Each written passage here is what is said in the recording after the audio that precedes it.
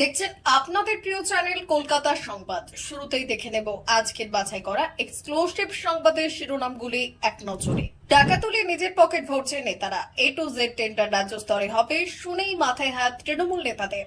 এবার কি হবে?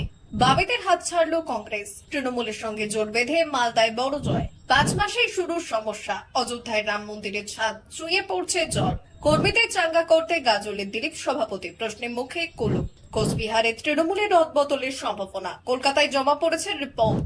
তিস্তা চুক্তি নিয়ে তুঙ্গে কেন্দ্র রাজ্য চর্চা, বিজেপি সাংসদ সৌমিত্রের বিরুদ্ধে গ্রেপ্তারি পরোয়ানা, হাজিরা এড়ালে কড়া পদক্ষেপের হুঁশিয়ারি। মঙ্গল থেকে বৃষ্টি বাড়বে দক্ষিণবঙ্গে, সঙ্গে দমকা ঝোড়ো হাওয়া। বাংলা সরকারকে যথেষ্ট ভালো করে জানানো হয়েছে, তিস্তা জল বন্টন আলোচনা নিয়ে মমতার অভিযোগ নস্যাৎ কেন্দ্রের।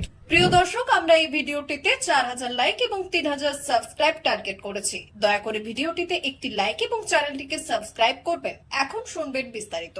রাজ্যের পুরসভার প্রতিনিধিদের নিয়ে গুরুত্বপূর্ণ বৈঠক করলেন মুখ্যমন্ত্রী মমতা বন্দ্যোপাধ্যায়। নবান্ন সভাঘরের এই বৈঠক থেকে একেবারে কড়া মেজাজে অ্যাকশন মোডে নামলেন মমতা। শুধু বলে গেলেন, আজকে অন্য কারো কোনো কথা শুনতে চাই না, আমি বলবো আপনারা শুনবেন। ডিএম এসডিও থেকে শুরু করে সমস্ত আমলাদের উদ্দেশ্যে এই দিন কড়া ধমক দেন মমতা। বহু আমলার বিরুদ্ধে শোকজ নোটিশের নির্দেশ দিয়েছেন তিনি। দলীয় পুরো প্রতিনিধি থেকে শুরু করে পুলিশ প্রশাসন এবং সরকারি আধিকারিকদের সরাসরি দুর্নীতি ইস্যুতে কড়া মেজাজে মমতা একের পর এক নির্দেশ দিয়ে গেলেন। আর সেই সময় মমতাকে বলতে শোনা যায়, চেয়ারম্যান, কাউন্সিলর, পঞ্চায়েতের প্রতিনিধিরা টাকা তুলছে আর নিজের পকেটে ঢোকাচ্ছে। তারা কি পার্টির জন্য টাকা তোলে? টাকা কি দলকে দিচ্ছে? এরপরেই যোগ করেন, টাকা দলকে দিতে হবে না, প্রয়োজনে ভিক্ষা করেই চলবে, কিন্তু মানুষের পরিষেবা যেন একেবারে বিঘ্নিত না হয়। বৈঠকে মমতা এই দিন দলের 4 জন বিধায়ক সরাসরি অ্যাডভান্টেজ নিচ্ছেন, যেখানে এসডিওর আওতায় স্থানীয় প্রশাসনিক বোর্ডগুলি চলছে বলে অভিযোগ করেছেন তিনি। স্পষ্টভাবে মমতা জানিয়ে দেন, যেখানে আমাদের বোর্ড নেই বা নির্বাচিত কাউন্সিলর নেই, সেখানে কিভাবে কাজ করবে সেটা ভেবে দেখা হয় না,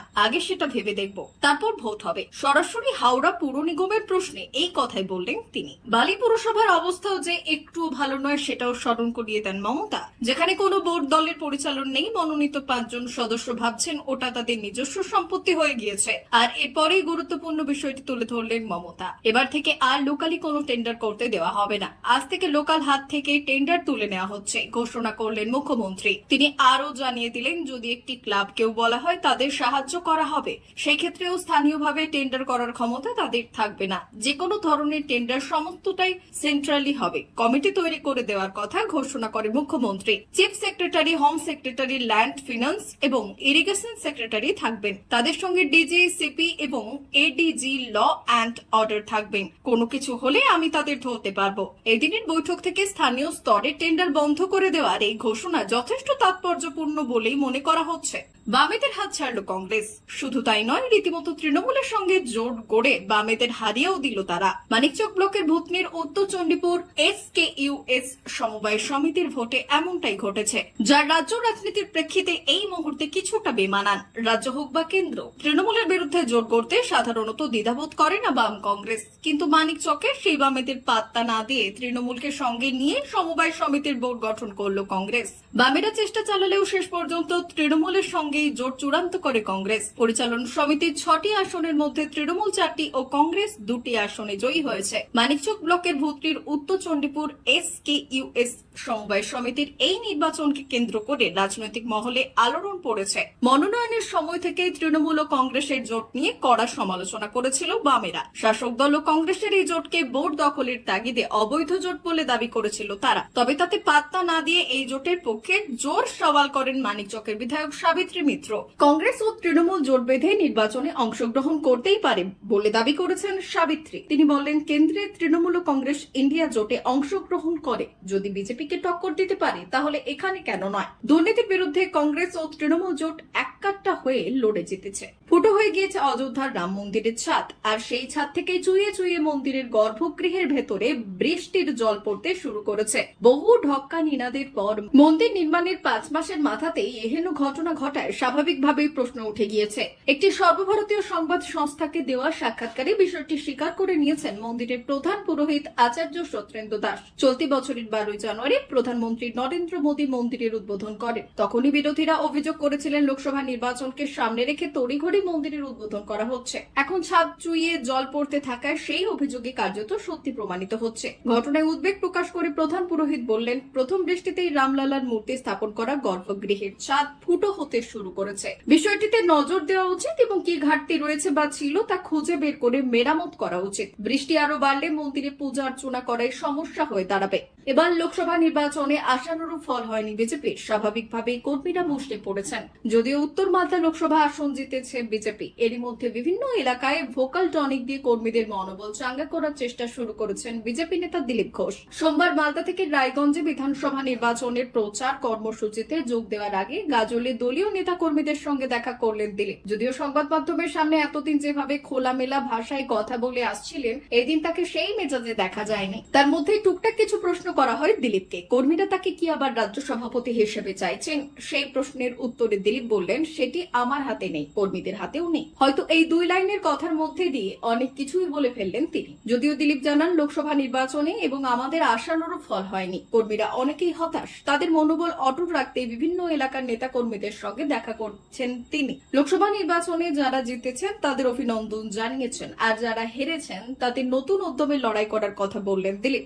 21শে জুলাই সভার পর রাজ্যের শাসক দলের রদবদল হতে যাচ্ছে। রাজ্যের বিভিন্ন জেলার সঙ্গে কোচবিহারেও পরিবর্তন হবে বলে দল সূত্রে খবর। কোচবিহারে অন্তত 3 জন টাউন ব্লক সভাপতি এবং 2 জন গ্রামীণ সাংগঠনিক ব্লক সভাপতির পদে রদবদল ঘটতে পারে। এই তালিকায় নাম রয়েছে কয়েকজন অঞ্চল সভাপতিরও। ইতিমধ্যেই আইপ্যাকের রিপোর্ট জমা পড়েছে কলকাতায়। জেলা নেতৃত্বের সঙ্গে রাজ্য নেতৃত্বের বিষয়গুলি নিয়ে কথা বলবে, তারপর চূড়ান্ত সিদ্ধান্ত নেওয়া হবে। তৃণমূলের কোচবিহার জেলা চেয়ারম্যান গিরীন্দ্রনাথ বর্মনকে রবিবার বিষয়টি নিয়ে জানতে ফোন করা হলে তিনি বললেন, পদ কার থাকবে কার যাবে সেই নিয়ে আমার কিছু জানা নেই। এই বিষয়ে যা করার সবই রাজ্য নেতৃত্ব করবে। 21শে জুলাইয়ের পর কি হবে বা হবে না সেটা তারাই ঠিক করবেন। চলতি বছরের লোকসভা নির্বাচনে গোটা উত্তরবঙ্গে একমাত্র কোচবিহার লোকসভা আসনে জয়লাভ করেছে তৃণমূল, তাও নিশীথ প্রামাণিকের মতো হেভিওয়েট কেন্দ্রীয় মন্ত্রীকে হারিয়ে। এই জয়ে খুশি হয়েছেন তৃণমূল সুপ্রিমো মমতা বন্দ্যোপাধ্যায়। এই লোকসভা আসনে জয়লাভের পরও কোচবিহার লোকসভার অধীনে থাকা 3টি এবং জেলার বাকি 3টি শহরে ফল খারাপ হয়েছে ঘাসফুল শিবিরের। কোচবিহার গ্রামীণ এলাকায় অন্তত 6টি ব্লকে তৃণমূলের ফল আশানুরূপ নয়। এই পরিস্থিতিতে 2026 সালের বিধানসভা নির্বাচনের কথা মাথায় রেখে কিছু রদবদল হবে বলে শোনা যাচ্ছে।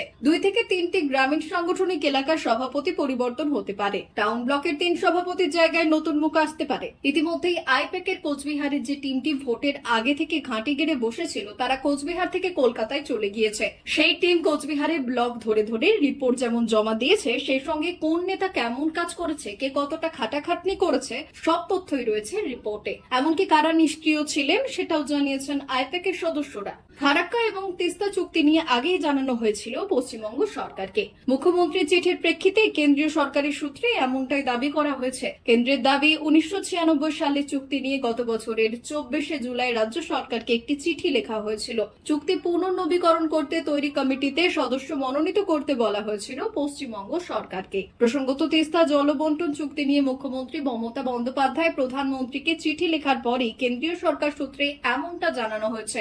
সম্প্রতি ভারতে এসেছিলেন বাংলাদেশের প্রধানমন্ত্রী শেখ হাসিনা। তখনই দুদেশের মধ্যে গঙ্গা জল চুক্তি পুনর্নবীকরণ করেছে মোদী সরকার। কিন্তু এই চুক্তি নিয়ে বহু প্রশ্ন রয়েছে বাংলায়। রাজ্যের শাসক দলের অভিযোগ, আগের চুক্তির টাকা এখনো পশ্চিমবঙ্গকে দেওয়া হয়নি। এদিকে গঙ্গার ড্রেজিং বন্ধ হয়ে গিয়েছে, স্রেফ বন্যায় নয়, যা ভূমিক্ষয়েরও প্রধান কারণ। গতকাল নবান্নে বিভিন্ন পুরসভার চেয়ারম্যানদের সঙ্গে বৈঠকে বসেছিলেন মুখ্যমন্ত্রী। সেই বৈঠকে বাংলাদেশের সঙ্গে গঙ্গা জল চুক্তি পুনর্নবীকরণ চুক্তি প্রসঙ্গ তোলেন তিনি। বললেন, তিস্তা চুক্তি আগে ত্রিপাক্ষিক হতো, এখন বাংলাকে এড়িয়ে যায়। আমি প্রধানমন্ত্রীকে চিঠি দিচ্ছি, বাংলাকে বঞ্চনার বিরুদ্ধে বাংলা জুড়ে গণ আন্দোলন হবে। তোপ দাগেন, এই চুক্তির ফলে উত্তরবঙ্গের মানুষ জল পাবে না। সঙ্গে হুঁশিয়ারিও দিয়েছেন, কেন্দ্রীয় সরকার যদি একতরফা ভাবে চুক্তি পুনর্নবীকরণ করে তাহলে গণ আন্দোলন হবে। বাংলাদেশের সঙ্গে গঙ্গা জল চুক্তি পুনর্নবীকরণের বিরুদ্ধে কড়া ভাষায় সুর চড়ালেন মমতা বন্দ্যোপাধ্যায়। বিষ্ণুপুরের বিজেপি সাংসদ সৌমিত্র খাঁর বিরুদ্ধে গ্রেপ্তারি পরোয়ানা জারি করল বিধাননগরের এমপি এমএলএ কো 2023 সালের সোনামুখী থানা এলাকায় একটি অশান্তির ঘটনায় হিংসা ছড়ানো, মারধর, শ্লীলতাহানি সহ এক ধারায় মামলা হয় সৌমিত্র খাঁর বিরুদ্ধে। তদন্ত করে চার্জশিটও পেশ করে পুলিশ। সেই মামলায় সৌমিত্রকে 4 বার এমপি এমএলএ কোর্টে হাজিরা দিতে বলা হলেও প্রতিবার হাজিরা এড়িয়েছেন তিনি। ভোট পরবর্তী হিংসায় আক্রান্তদের উদ্ধারের কাজে ব্যস্ত থাকায় হাজিরা দিতে পারছেন না বলে দাবি আদালতে জানিয়েছেন তার আইনজীবী। একাধিকবার হাজিরা এড়ানোর সৌমিত্রের ওপর ক্ষুব্ধ আদালত 9 জুলাই ফের তাকে হাজিরা দিতে বলা হয়েছে। হাজিরা এড়ালে তাকে গ্রেপ্তারের নির্দেশ আদালতের। আদালত সূত্রে খবর, সোনামুখী থানায় দায়ের হওয়া একটি অভিযোগের ভিত্তিতে মামলা দায়ের হয়। পুরনো ওই মামলায় অভিযুক্ত হিসেবে নাম রয়েছে সৌমিত্রের। হিংসে ছড়ানো, মারপিট, শ্লীলতাহানির অভিযোগ ওঠে তার বিরুদ্ধে। বিধাননগরের সাংসদ বিধায়কের আদালতে সেই মামলার শুনানি চলছিল। এর আগে 4টি শুনানিতেই অনুপস্থিত ছিলেন সৌমিত্র। বারবার উপস্থিত হতে বলা হলেও কানে তোলেননি সৌমিত্র। সম্প্রতি যখন সৌমিত্রকে দেখতে পাওয়া যায়নি, তার আইনজীবীকে প্রশ্ন করেন বিচারক। জবাবে সৌমিত্রের আইনজীবী জানালেন, ভোট পরবর্তী হিংসে সামাল দিতে ব্যস্ত রয়েছেন বিজেপি সাংসদ। এতে ক্ষুব্ধ নন বিচারক। সৌমিত্রের বিরুদ্ধে গ্রেপ্তারি পরোয়ানা জারি করা হয়। দিনের পর দিন সৌমিত্রের হাজিরা এড়াচ্ছেন বলে গ্রেপ্তারি পরোয়ানা জারি করা হয়। বিধাননগর সাংসদ বিধাননগর আদালতের তরফে সৌমিত্রের বিরুদ্ধে জমিযোগ্য ধারায় গ্রেপ্তার পরোয়ানা করা হয়েছে। আপাতত 9 জুলাই তাকে হাজিরা দিতে বলা হয়েছে। এরপরও যদি সৌমিত্র হাজিরা না দেন, সেই ক্ষেত্রে জামিন অযোগ্য ধারায় গ্রেপ্তারি পরোয়ানা জারি করা হবে বলে জানিয়েছে আদালত। স্বভাবতই অস্বস্তি বাড়ল সৌমিত্রের। এই নিয়ে সাংসদের তরফে কোনো প্রতিক্রিয়া মেলেনি এখনো পর্যন্ত। দক্ষিণবঙ্গের কিছু জায়গায় বর্ষা প্রবেশ করলেও নেই স্বস্তির বৃষ্টি। প্যাচপ্যাচে গরমে নাজেহাল দক্ষিণবঙ্গবাসী। তবে দক্ষিণবঙ্গে বৃষ্টির পূর্বাভাস দিয়েছে আবহাওয়া দপ্তর। দক্ষিণের প্রায় সব জেলাতেই রয়েছে বৃষ্টির পূর্বাভাস। বজ্রবিদ্যুৎ সহ বৃষ্টির সঙ্গে 30 থেকে 50 কিলোমিটার বেগে বইতে পারে ঝোড়ো হাওয়া। কলকাতার বেশ কিছু জায়গাতে বিক্ষিপ্তভাবে বজ্রবিদ্যুৎ সহ বৃষ্টির পূর্বাভাস রয়েছে। পূর্বাভাস অনুযায়ী মঙ্গলবার ও বুধবার থেকে বৃষ্টির পরিমাণ বাড়তে পারে। উত্তরবঙ্গের সমস্ত জেলায় এবং দক্ষিণবঙ্গের বেশিরভাগ জায়গাতেই প্রবেশ করছে মৌসুমী বায়ু। বুধবার বা বৃহস্পতিবারের মধ্যে দক্ষিণবঙ্গের বাকি জেলাগুলিতেও বর্ষা প্রবেশ করে যেতে পারে বলে মনে করা হচ্ছে। তবে বর্ষা প্রবেশ করলেও এখনো ভারী বর্ষণের কোনো পূর্বাভাস নেই দক্ষিণবঙ্গে। তবে চলতি মাসের শেষের দিকে বা আগামী মাসের শুরুতে বিক্ষিপ্তভাবে ভারী বৃষ্টির সম্ভাবনা রয়েছে বলে জানিয়েছে হাওয়া অফিস। অন্যদিকে মঙ্গলবার থেকে বৃষ্টির পরিমাণ বাড়তে পারে উত্তরবঙ্গের জেলাগুলিতে, এমনটাই পূর্বাভাস আবহাওয়া দপ্তরে। জলপাইগুড়ি, আলিপুরদুয়ার ও কোচবিহারে ভারী বৃষ্টির সম্ভাবনা। বৃহস্পতিবার ও শুক্রবার বৃষ্টি বাড়তে পারে। দার্জিলিং এবং কালিম্পং এ হতে পারে ভারী থেকে অতি ভারী বৃষ্টি। তিস্তার জলবন্টন নিয়ে বাংলাদেশের সঙ্গে যে আলোচনা হয়েছে তার অংশীদার করা হয়নি বাংলাকে। অর্থাৎ মমতা সরকারকে না জানিয়ে তিস্তা জলবন্টন চুক্তি স্বাক্ষর করেছে মোদী সরকার। এই নিয়ে মমতা বন্দ্যোপাধ্যায় প্রধানমন্ত্রী মোদীকে কড়া চিঠি দিয়েছেন, কিন্তু মমতার এই অভিযোগ একেবারেই খারিজ করে দিয়েছে কেন্দ্র। উল্টে তাদের দাবি, বাংলা সরকারকে জানিয়েই বাংলাদেশের সঙ্গে আলোচনা হয়েছে। বাংলা সরকার তিস্তা জলবন্টন আলোচনা নিয়ে সবটাই জানে। মমতা বন্দ্যোপাধ্যায়ের সরকার মিথ্যে অভিযোগ করছেন বলে পাল্টা দাবি করেছে কেন্দ্র। গতকাল মমতা বন্দ্যোপাধ্যায় এই নিয়ে মোদী সরকারকে তীব্র নিশানা করেছেন। মমতা বন্দ্যোপাধ্যায় গতকাল সাংবাদিক বৈঠকে তিস্তা জলবন্টন নিয়ে বাংলাদেশের সঙ্গে আলোচনায় বাংলাকে যুক্ত না করার অভিযোগের সরব হয়েছিলেন। তিনি অভিযোগ করেছিলেন, তিস্তাতে জল নেই, তারপরেও বাংলাদেশকে জল দিচ্ছে মোদী সরকার। বাংলাকে ভাতে মারার পরিকল্পনা করা হচ্ছে। তিস্তার জল বাংলাদেশে গেলে উত্তরবঙ্গের একাংশের মানুষ খাবার জল পাবে না। উত্তরবঙ্গের তিস্তা নদীতে জল নেই বলে দাবি করেছেন মমতা বন্দ্যোপাধ্যায়। তিনি অভিযোগ করেছেন, তিস্তায় 11টির বেশি ড্যাম তৈরি করেছে সিকিম। তার জন্য উত্তরবঙ্গে তিস্তায় জল কমছে। বাংলাদেশের সঙ্গে মোদী সরকার যে জল বন্টন চুক্তির পথে হাঁটছে, তাতে উত্তরবঙ্গের মানুষ আগামী দিনে জল পাবেন না। সে কারণে তিনি মোদী সরকারকে কড়া চিঠি লিখেছেন। সমস্যার সমাধান না হলে বড় আন্দোলনে নামার হুঁশিয়ারিও দিয়েছেন মমতা বন্দ্যোপাধ্যায়। মমতা বন্দ্যোপাধ্যায়ের আরো অভিযোগ, আগে তিস্তা জল বন্টন নিয়ে আলোচনা হতো, মোদী সরকারের তার প্রয়োজন মনে করেনি। বাংলাকে ছাড়াই তিস্তার জল বাংলাদেশকে দেওয়ার পরিকল্পনা শুরু করে দিয়েছে। এদিকে সূত্রের দাবি, তিস্তা জল বন্টন করা সম্ভব কিনা তার রিপোর্ট পশ্চিমবঙ্গ সরকার দিয়েছে।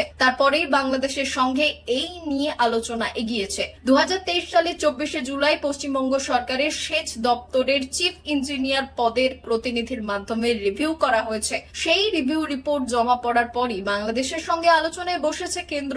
সেই রিভিউ কমিটি রিপোর্ট দিয়েছিল যে তিস্তার জল বাংলাদেশের সঙ্গে ভাগ করে নেওয়া হলে তেমন কোনো সমস্যা হবে না। গত বছর আগস্ট মাসেই সেই রিপোর্ট হাতে পেয়েছে কেন্দ্র। খবর এখনকার মতো শেষ।